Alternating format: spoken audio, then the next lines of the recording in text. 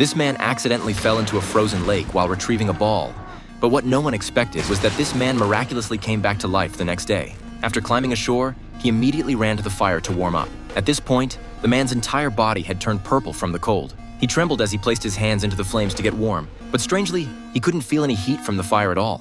But just as the man took a deep breath, the warmth of the fire was somehow drawn into his body through the air, and his purple skin gradually returned to a normal color. Meanwhile, the fire on the ground turned into an ice sculpture.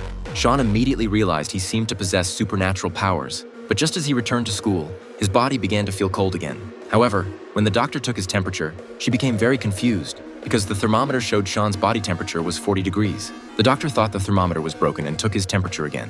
But when she placed her hand on Sean's forehead, the doctor's body involuntarily shivered, as if the heat in her own body was being constantly drawn out by Sean. The loss of body heat caused her to instinctively pull her hand back. Surprisingly, Sean's body temperature had already returned to normal, but Sean had barely left the hospital when the cold began to spread throughout his body again. He rushed to his girlfriend's place in a panic. His girlfriend was in the bathroom taking a shower at that moment. When she suddenly saw Sean burst in, she was startled by his appearance.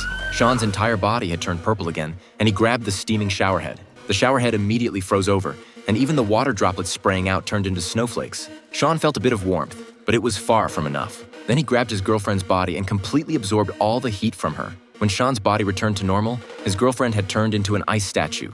As Sean left the room, even the candle flame on the table had frozen solid.